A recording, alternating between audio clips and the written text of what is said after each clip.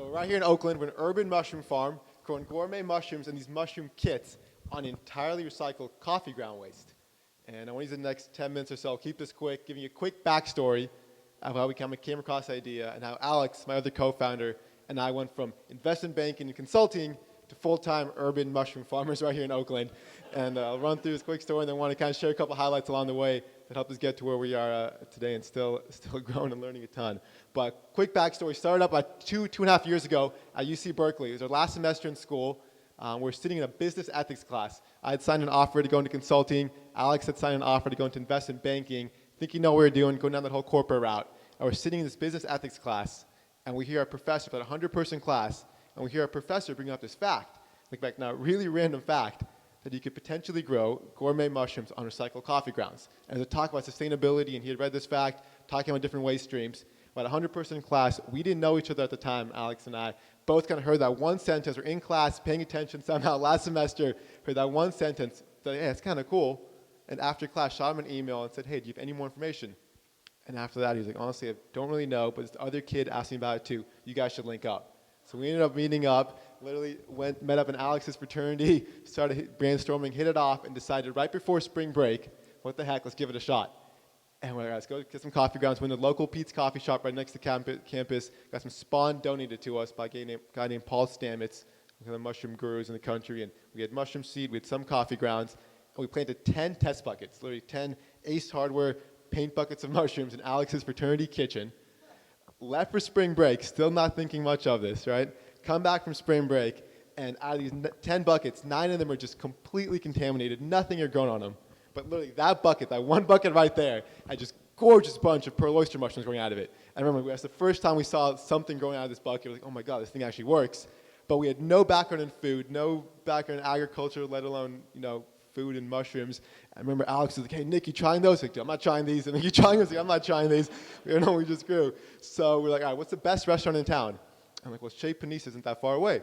So like, let's take the Chez Panisse. So you walk that paint bucket, literally that one paint bucket in the Chez Panisse, and Alice Waters happens to be there. Looking back now, I mean, talking about luck, I was extremely lucky. She's not even there that often. We walk in, tell her what we're trying to do. Hey, we're trying to grow mushrooms more sustainably on coffee grounds. And she's like, yeah, that's kind of cool. She grabs her head chef over, this guy named Cal. He plucks off half of those right there. I remember there's like one of those moments of pure excitement and pure agony too. Like, that's all we got. And he's like plucking up half of them right there. But he sautés them up on the spot. And when he looks back, he's like, oh, Alice, these are delicious. And Alex is like, damn, if he says they're good, they've got to be good, So that same day, take that same paint bucket, minus half of the mushrooms, and walk it over to the Berkeley Whole Foods. And we walk into the first guy we see in the produce department, some guy just kind of packing the vegetables, and say, hey, we're trying to grow mushrooms more sustainably on coffee grounds. And he's like, yeah, that's kind of cool. Go talk to him about it. And we end up getting passed around this whole store. Must talk to 7 or 8 people. At one point, at like 7 people around a paint bucket of mushrooms in the middle of the Berkeley Whole Foods. And eventually they're like, you know what, shoot us an email. So we shoot them an email, tell them what we're trying to do. A couple weeks later, we get an email back from Randy DeCommon. He's the regional produce coordinator of Northern California Whole Foods. And it's one of the funniest email threads ever from the store level up to him. And it's like, check out these 2 kids in Berkeley going shrooms, and you can imagine like back and forth all the jokes, right? It was one of the funniest email threads. And he writes us back, like forwards it back to us, writes one sentence, like, give me a call, I'd love to chat. Ended up talking to him for like 45 minutes. He becomes super supportive. And he's like, this is the coolest shit I've ever seen in produce. If you guys figure this out, I'll blow it up in Whole Foods. And he was super excited about this concept of growing food off of waste. And we applied for a small social innovation grant on campus, got $5K from our chancellor about 2 weeks away from graduation.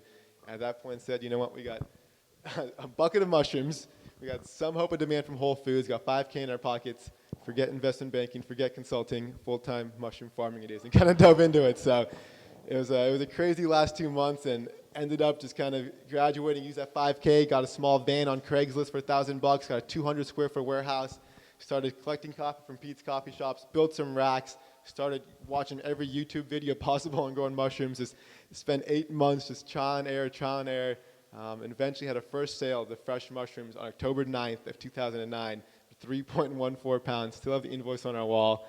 And we used to grow them in these big bags just like this, and that's Osvaldo, our warehouse manager, also Alex's stepdad as well. And so these awesome kind of mushrooms growing like that, eventually got up to about 500 pounds a week of fresh mushrooms selling to all the Northern California Whole Foods, farmers markets, different grocery stores. And these are gourmet pearl oyster mushrooms, delicious, all grown on coffee grounds. And actually one of the cool things along the way was that as we started collecting more and more coffee grounds from Pete's, they actually came back to us and said, hey, you know what, you guys are here at the exact same time Waste Management is.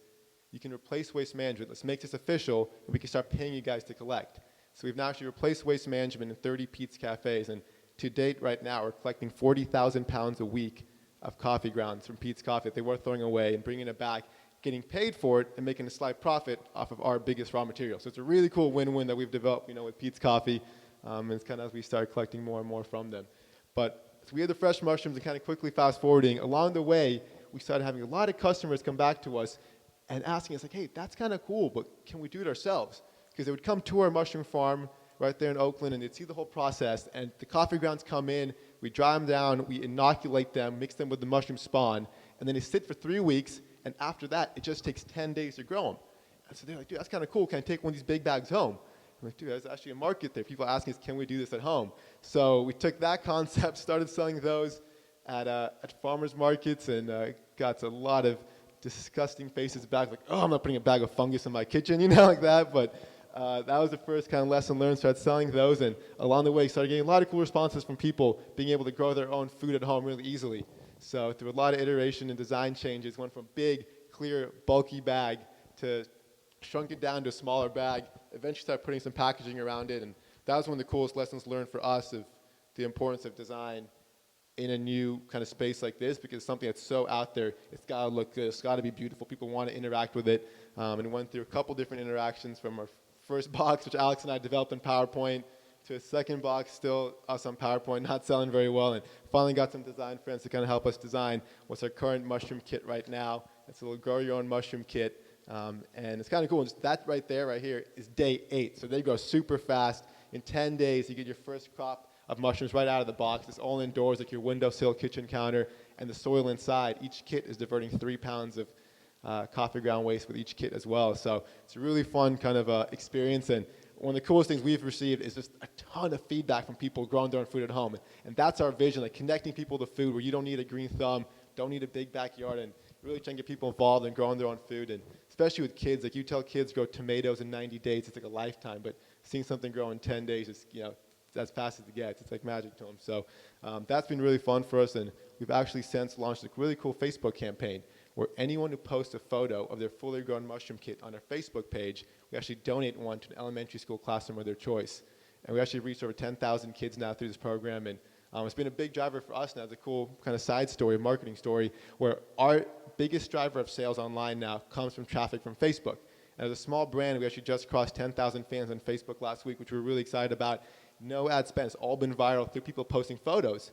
And the cool thing there is that the more people that post, the more we can give, but the more we get. Because every person who posts a photo, we're donating one to their classroom, but their 300 friends are seeing that same photo, coming to our website and buying kits from our site, high margin, high profit sales for us, which fund that program again. So it's been a really cool kind of win-win there again, kind of closed loop circle in marketing. And I think running through this as well, I think I want to share one, for me, one of the most exciting things I'm really excited to share with you guys right now, and it's back to our box. So once you're done with the mushroom kits themselves, the leftover mushroom roots inside, the coffee grounds mixed with the mushroom roots is an incredible organic fertilizer. So you grow your mushrooms, grow your mushrooms at the front, grow them from the back of the box, and you can use that to fertilize the rest of your gardens and plants at home. We're about to actually change our box, which right now is just recyclable, and make it not just compostable, but plantable. So for the first time, we're embedding vegetable seeds, tomato, basil, parsley, and onion into the corrugated. So you grow your mushrooms from the box, rip it up once you're done, throw it in the ground, and fertilize it with your own mushroom waste. It's like a waste to food, kind of waste to food model twice over. That's something actually launching this summer, so really doing a big relaunch around that. Excited for that. And I guess just kind of quickly wrapping up here too, and then love to answer some questions. Currently actually on pace to divert about 3.6 million pounds of coffee ground waste this year from the landfill. So it's been really cool to see it kind of what started off with one paint bucket of mushrooms and a couple pounds from local Pete's has developed in a kind of really cool larger scale program. We helped people last year go 135,000 pounds of food, and since now from a fraternity kitchen project, we have a team of 31 people now, manufacturing and a sales team as well. So, and I think for us, the last kind of quick story we like to tell is where our vision is with our product and with our future products is with images like this. And, seeing kids ride a bike for the first time it's an experience they absolutely never forget. It kind of gives them confidence for the rest of their lives to grow their own, take chances and take risks. And that's what we want this kit to be. That's kind of what we want our future products to be for people that for kids especially, to remember that first time they actually grew their own food and give them that confidence for the rest of their lives to kind of eat healthy and be healthy. So that's what we see our brand going into, is kind of creating those experiences for kids, inspiring them to connect with food. So kind of quick background on our end, and I know we'd love to kind of open up. I know at the end here, so I'd love to open up to questions and spend more time over there. Thank you.